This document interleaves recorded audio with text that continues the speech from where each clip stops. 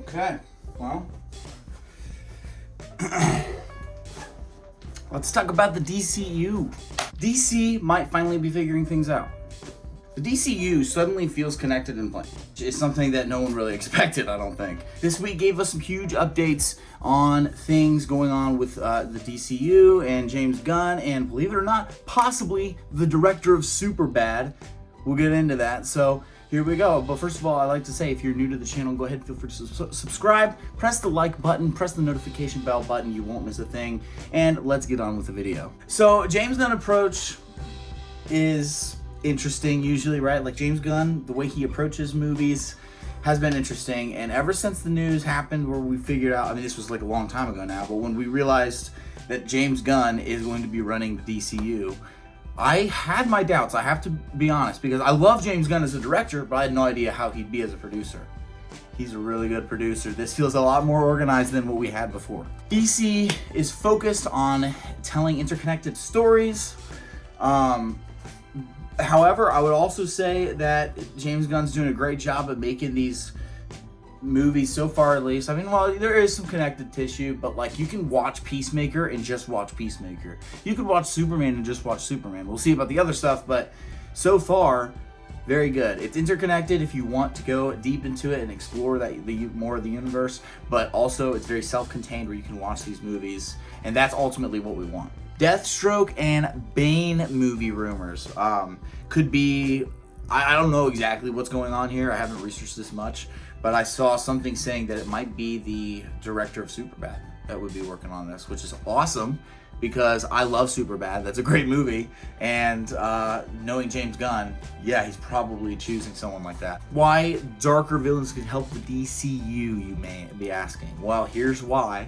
Because first of all, the DC universe has the potential to get very, very dark, especially when it comes to Batman. No matter what George Clooney tried to convince you, no matter what the Flash movie tried to convince you, even Michael Keaton, Batman has a dark character lore, and there is also a lot of other characters similar to that.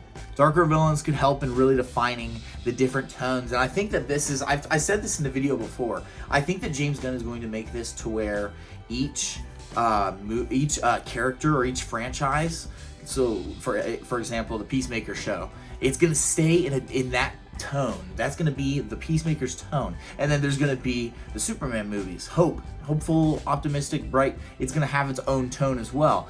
We're seeing different tones. You know, Clayface is very clearly going to be a horror-esque tone. Superman is the key to figuring out if this universe works, because Superman is the most popular, well-known superhero in the world.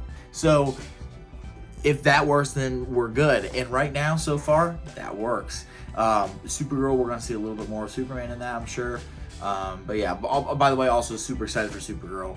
Now, we do know that Supergirl is going to be just a little bit under 2 hours. So it's kind of going to be a shorter movie, but that makes sense for the type of movie that it is. It's a very, like, family-friendly, like, very fun, quirky, like, comedy type of movie where she's trying to save her dog, so there's some heart to it as well. Fans seem pretty hopeful lately, and I think they should. I think we just want consistency. Like, we just want to be able to watch some things and have it be in an organized manner. You know, you don't have to go crazy with it like the MCU did, where it's like phase 1, phase 2, phase 3, but just have some sort of organization there to where it's not Man of Steel and then Man of Steel the sequel called Batman versus Superman Dawn of Justice.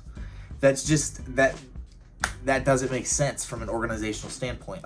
A new fan would have no idea what to do to get caught up on that lore. Also, emotional storytelling, and I have no doubt that we'll get emotional storytelling like a lot, because James Gunn is awesome, but emotional storytelling is super important.